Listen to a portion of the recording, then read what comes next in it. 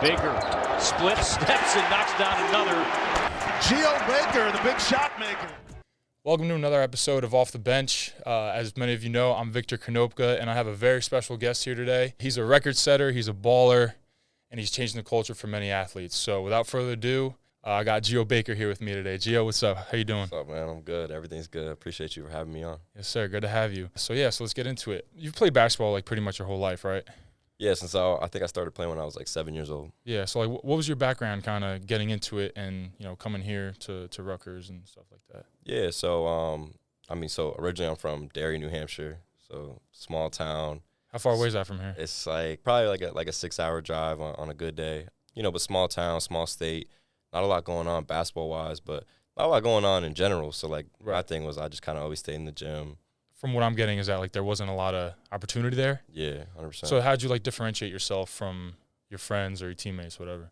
Yeah, I mean, so my mom was a big part of that, honestly. Yeah. She used to drive me to Boston to play against like better competition and, just see, because all you see in New Hampshire is other guys from New Hampshire. The dudes who I looked up to were D2, D3 players, which is fine, of course. But, if you want to get to that next level, you have to see these other guys. So I would go into Boston, play against these really good players, and I would get killed, like, over and over and over again. And then I would kind of come home and I would work on my skills. And I was always just in the gym more than other guys too. I think I just always kind of worked harder than a lot of dudes. Were you more of like a underrated, undersized player, or you were always kind of like the top dog? Nah, I was definitely underrated and definitely undersized. So I think in 8th grade I had already reclassified and I was 5'4" at the time. So like talking real small. I was supposed to be a freshman in high school and I'm only 5'4". And then I just kind of kept like growing and growing. By my sophomore year I was like 6'2", 6'3", but still super underrated. Like I had Rutgers was my only high major Power 5 conference offer. Coming out of high school? Yeah, coming out of high school. I didn't have any other big-time offers. But and I didn't play on a sneaker circuit. So if you know anything about basketball, like the sneaker circuits are where all the big-time schools go to watch all the players. So like super underrated, under-recruited. Nobody really knew about me. So I don't know if you know this about me, but I actually played on a sneaker circuit team back in the day. For real? Yeah, I played for the Plays Basketball Club. Yeah. Man, those are crazy times. Like I played basketball my whole life. I don't know if you know that, but I switched to football like when I came to college over here at Rutgers. And man, dude, like I missed the hardwood, bro. Like I wish I could still shoot the ball a little bit and catch some bodies, dunk over people. What made you switch? You know what? I was at a point in my life where I committed to the school that I didn't really want to go to.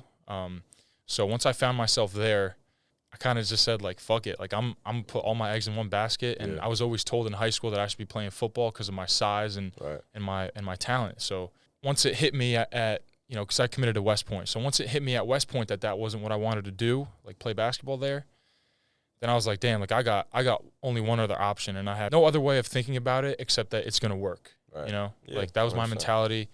And I grinded, like literally my whole mindset changed after that. Like I stayed away from any negativity, anything that would get me distracted really.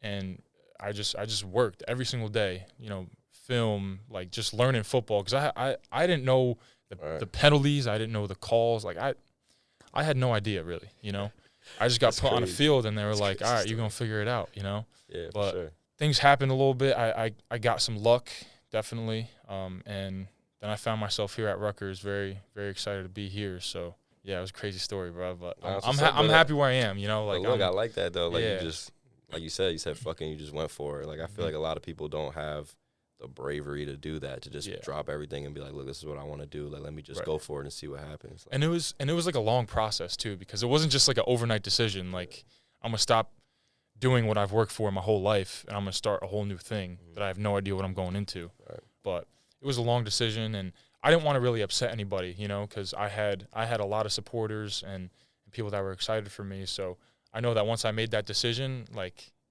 it was going to have to work. Bro, listen, I understand completely. That's the type of situation I'm in right now. Like, I just stopped playing basketball full time, and that's the thing I've been doing my whole life. Yeah. And I know a ton of people, like even Coach Michael, like he's like, oh, like we're going to figure out how to get you pro, do all this different stuff. And I'm like, I think I'm done. Yeah. And it's like. Because I always see you around the basketball games and stuff. Like you're on the radio and stuff. So like what's your plan now? Like what do you see yourself doing? I mean, so I'm definitely an entrepreneur at heart right now. Uh-huh.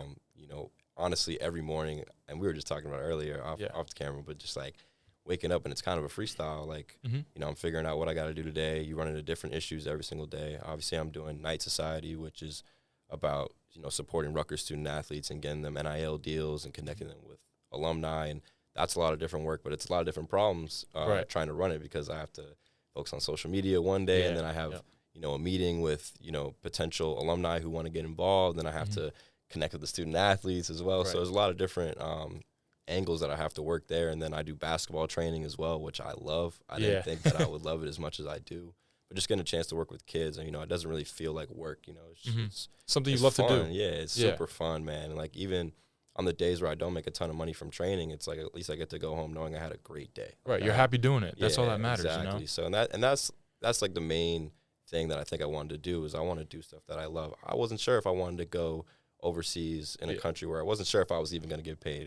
If you know anything about pro basketball overseas, sometimes you don't get paid, right? Sometimes it's hard, and on your own, living there, I don't think I was ready for that mentally, and I think my body, the way my body was, I had 2, maybe 3 years left in me. Like, my body was real messed up, and I probably college sports are crazy. It gets your body, like, you know.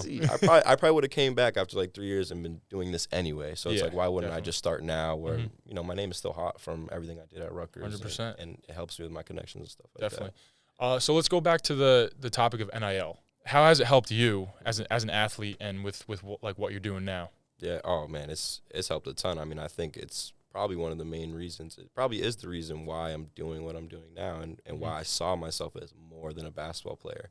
Right. Like, I think what NIL does is you recognize the individuality of each student athlete now, whereas before, right, you would look at, say they look at Vic, oh, he's a football player. They look at Geo, he's a basketball player. Arn Harper Jr., basketball player. Paul Mulcahy, basketball player. Yeah. Now you look at Paul, you see the Grateful For Foundation. You look at Geo, he was doing clothing for Alva Fitness, right? And you see the individuality of each person. You see the creativity of each, you know, athlete. And I think that helps in the long run, because now you're recognizing who you are as a person, right? Whereas as a student athlete, and you know this, like, because you're experiencing, like, there's more stuff out there than just being an athlete. Exactly. You know? And it's really easy too to fall into the stigma of, like, oh, I'm a basketball player. Like, oh, maybe I don't need to go to class because everyone is already saying that I'm not going to go to class. Like, you know what I'm saying? It's like, it's funny, but it's like, that's the type of thing that can kind of build in your mind. And it's the same thing in business. Like, oh, like, athletes are dumb. Like, I don't need to do business. But it's like, no, like, now NIL allows athletes to get in meetings, allows them to learn about contracts, negotiating, all these different things. You get more educated about it. Yeah, it's life skills. And the last positive I see for it too is kids are coming back to school now, whereas before they may try to leave early to help their family or whatever it is. That's a huge positive. And I think most of the NIL situation is you get out of it what you put into it, you know, because I think being able to work social media is a skill, really. Like, if you're able to market yourself really well, then you can benefit off of it. And, you know, if you don't, that's something you got to work on, obviously. But do you think there's, like, any like detriment to the NIL deals in NCAA? Yeah, I mean, there's always going to be bad with the good. You know, obviously, I think combined with the transfer portal, it's become kind of dangerous. Bro, the transfer portal's nuts. Yeah, that's where it's kind of becoming dangerous, because, you know, schools are basically just telling kids, like, oh, if you get in the portal, we're going to give you $200,000 or $300,000. And as a kid, you like jump at that. Yeah, you know? You're going to jump at it, right? But, you know, I think at the end of the day, though, it comes down to you know, student athlete's character and, you know, their family, who's around them, who's talking to them. Definitely. And, you know, being able to make the right choices. But I still think the good outweigh the bad no matter what. Yeah, I definitely agree. I love macadamia nuts and will always offer them over other nuts. They are a great source of monounsaturated fat and rare omega-7s, which is a miracle worker for your metabolic health, insulin sensitivity, and collagen levels. Until recently, they have been very rare and very expensive. However, House of Macadamias is working directly with South African farmers to change that. They get the first pick of the best quality nuts and make sure they're made as clean as possible. They really took their time to get these right, with more than 2 years of ingredient testing. Go to houseofmacadamias.com and use code OTB20 for 20% off your first order. Follow them on Instagram at House of Macadamias to stay up to date with the latest news and product innovation. So now let's shift to you as a basketball player. I feel like when you got here, Rutgers had that huge shift of being a winning basketball program. So what was kind of the process like under Coach Peichel and having all your teammates, you know, Ron Harper, you had Paul McCahey, you had Caleb McConnell, like all those guys. What did it take really to make sure that you guys won games? Yeah, man. I mean, it was a process for sure. Like, I think it's easy to look at it now and be like, oh, like they became so good, but there were some tough days. Like, especially my freshman year, before all those guys came in, you know, we went 3-15 in the Big Ten, and it got to a point where like guys didn't even care when we were losing. Like, it's just like, oh, it's just another game. I remember the Big Ten tournament. We won a couple of games in the Big Ten tournament in Madison Square Garden. Dudes packed like one pair of underwear because they thought that we were going to lose on the first day. Like, that was the mindset that we had, and we had to overcome. So, like, my main thing was when Ron came in, Caleb, Montez Mathis, Paul, I would always text them, like, before they would get to campus, like, look, this is what we're going to do. This is not the normal Rutgers basketball anymore. Like, we are going to win. We're going to do this, this, this. And that way, everyone kind of had that mindset coming in, like, no, we're not a losing basketball team. Like, we're a winning program. And, you know, it took time. Like, our sophomore year, we lost a lot of close games. And then we learned from it. Like, that was the main thing. We learned from those losses. Coach Michael did a great job in the film room of, like, showing us every little thing. Every possession matters. Like, you need to get a stop here. You can't hang your head when you miss a shot. Little things like that led to wins in our my junior, my senior year, and my fifth year. Yeah, and you said that you texted the guys when they were getting to Rutgers. I think a big part of the success of a team is that when the players take over. Oh, for sure. When the players take over, when the leadership comes in, and you were captain for how many years? 4 years. 4 years, exactly, yeah. So you got a lot of experience in that. So, you know, once you get the team rolling with your leadership, then like, and it's living proof. Like, things took off once that took over. You know, for sure. So, and it was a team thing too. Like, I think that Ron did a great job as a leader. Paul is a great leader right now. Caleb McConnell always played the absolute hardest, so maybe he wouldn't always have the most to say, but he always had the most to show, right? Definitely. So it was definitely a team effort, and you know, at a certain point too, like, you get tired of listening to only your coach talking. Like, Coach probably can say the same thing a million times, but that's when you need your leaders to come in and kind of maybe say it in a different way or pull the guy to the side. And I think the good thing that me and Ron always did is we knew how to talk to guys. Like, there was a certain way to talk to Caleb versus Montez or versus Miles Johnson or whatever it may have been. And we kind of figured that out, the different ways how to, you know, push guys' buttons to make sure that we're on the same page. Because everybody has different triggers, and you gotta understand their background to make sure that you don't overstep the boundary. You know, so 100%. But yeah, that's dope. So in your career, who do you think was the best player you played against? So I don't know if he was the best player, but like my hardest challenge was always Cassius Winston on Michigan State. I never beat him once in my career, so like that was something that like always just ate away at me. Like as a competitor, and like we're both point guards, and we were on the up and up. Like even on the years where we were getting better, like never found a way to beat him, and it would just piss me off. Like because he was just so good, he was so smart, and he knew it. Like he knew it. I remember we were beating them on the road at Michigan State, and Izzo kind of pulls Cash to the side, and I'm standing right there, like trying to hear like whatever they're saying in the little huddle or whatever play they're gonna try to run. Izzo's like, Cash, if you lose me this fucking game, I'm gonna fucking kill you. I'm like, yo, I'm like, oh shit, like, and he's just like, he's like laughing at Izzo. I'm like, oh, this dude's gangster. Like, what the hell is going on? What was the score of that game? We ended up, I don't remember what we ended up losing by, but we were up like double digits at the end, right? I think I remember watching that game. We were up double digits at the time, and he just put the team on his back, threes, assists, like, and he just killed us. And he's slow, he's unathletic, he's not the strongest dude. Like, there's nothing about him that like screams like Big Ten athlete, right? But he was just so smart. But it's that hungry mindset, you know? Because like when you're the underdog, you got to work that much harder, and you know that. Yeah. And you gotta have it up here against your competition. You know, he was a genius, bro. Yeah, I used to like study his film, just the passes he would make, like the reads that he would make. And again, he's so slow. Like some of the stuff he did, you just like didn't understand how you get it done. But he was just a genius. Like it was crazy to watch. Was he able to stop your step back? The signature Geo Baker step back. That was the one thing he could not guard anybody. And again, it goes back to I don't think many people could have guarded that. No, I mean, I'm not gonna say all that, but like for him, he would always hide on defense for sure. Yeah, definitely. But he was so smart that like it didn't matter. Like he him and Coach Izzo together, they knew that they could just put him on like the worst offensive player on the team and kind of hide him a little bit from everybody else. Yeah, and then he was good for offense. Straight offense. Yeah. That's awesome. So then in your career, you had to go through the pandemic, right? Yeah. That was a crazy time. I know in my career I had to go through the same thing. But you guys literally were on the court warming up in the NCAA tournament. And right before the game was about to tip off, like, you guys are sent back to the locker room. Yeah.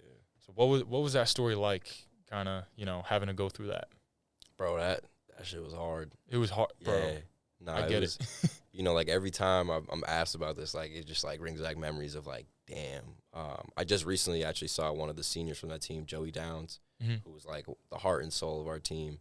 The hardest part about it was that we hadn't made the NCAA tournament in 29 years at the time. Our seniors, like, their goals were to make the tournament. So, trickle that down, we all wanted to make it for the seniors. Like, that was our thing the whole season, was like, we're going to make the tournament for you guys. Like, for guys like Joey Downs, Shaq Carter, Quasi Yaboa, dudes who are working, for years but never got a chance to play in that tournament. Right.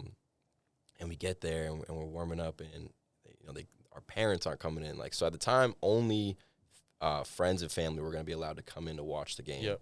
So there wasn't a lot of people to begin with. There wasn't a lot of people to begin with, but they weren't coming in. And we were like, we knew something was up. Something's weird, yeah. Because it was like 5 minutes before tip-off, and nobody was in the building yet. And we're like, yo, they're definitely going to call it. They're going to call it. And then all of a sudden, we get called in the locker room, and, like, we're just sitting in a circle, and Coach Pike was in the middle just crying. Because, like, he knew. The NCAA tournament didn't get canceled yet, but because that game got canceled, like, he knew. He was crying. Joey Downs was sitting right next to me on my shoulder crying. Like, bro, it was tough. It was a lot of emotions, bro. But then you guys made it the next year, right? Yeah, so we did make it the next year. But even that year, too, was super hard because, and like, it still wasn't the full, like, experience. It wasn't the full experience. You didn't get a chance to see your friends and family after games. I didn't get a chance to go home for Christmas. Like, there was those little things that, like, basketball is obviously super fun sport, but, like, everything that comes with it is what makes it even better. It's a lot of sacrifice. Yeah, like, so now all we were doing was basketball. Right. And, like, couldn't even, again, Michigan State, we beat Michigan State by 30 that year. And that was our first time ever in program history beating Michigan State. After the game, we had to go right home and go to our bed. Like, it's like, dude, I want to go Where usually celebrate. you'd go out, you'd celebrate. Right, I want to celebrate that small win and enjoy the progress that I'm making. And it's like, you never really got that enjoyment process of it. Definitely. Yeah, that makes sense. Like, with my experience, I know we were here in the stadium playing football, and, like, no fans in the crowd. It was like we literally had to play crowd noise through the speakers, and it was the weirdest thing ever. Like, you had cardboard cutouts of people in the stands. Like, it couldn't get any more fake than that, Yeah, we got the same thing. But it was, I mean, whoever made that up is a genius. But on the other side, like, it was bad. But I guess that story kind of lets you appreciate sports that much more. Because, like, I remember when we went home for COVID, there were no sports on the TV. Like, they were playing throwbacks from, like, the 1980s, 1990s. Like, that's cool to watch, but I'm trying to see, like, live stuff, It made me appreciate everything more. Like, it made me appreciate time with my friends, time with my family more. And, like, definitely. And then, obviously, like, getting a chance to go compete, just being healthy, just living life. Like, I think that, like, COVID opened my eyes a lot, like, about just a lot of stuff, man. Like, the way the world was working. Like, life after sports, Yeah, like, man. As you said, more than an athlete. Like, that's when I experienced, like, damn, there's a lot of stuff out there to do. Yep. No, seriously, man. And I think COVID, it was obviously a rough period, but I think it helped me a lot, like, grow as a person, too. Definitely, 100%. So, last question I have for you. In your own words, who is Geo Baker? Who do you want people to know you as? That's a great question. I feel like all my life I've been an underdog. I think that's always been my mentality. Just trying to prove people wrong and knowing that I can do something special. So I think underdog, fighter, a motivator, I think is something that I would describe myself as. I think I like to be a role model for kids who feel like they're under-recruited, who feel like they're underdogs, who they're overlooked. And have motivation to get to that next level. So I think I take that mindset with me, not just in basketball, but what I'm doing now with Knight Society. Like, I think that Rutgers is underrated in terms of NIL. Like, people feel like that we're not going to survive NIL. It's like, now I want to take that challenge on and, like, prove that that's not true and that we'll be fine no matter what. Yeah. So I kind of keep climbing the ladder, right, as an underdog all the time. Yeah, so it's just kind of always having that mentality of, like, I can do better. I can be better. So definitely, that's awesome. Well, there you have it. Thanks for tuning in to episode 5 with the man Geo Baker over here. Geo, thanks for coming, bro. Yeah, bro. Appreciate it. So, thanks for watching. Hope you enjoyed the episode. Peace.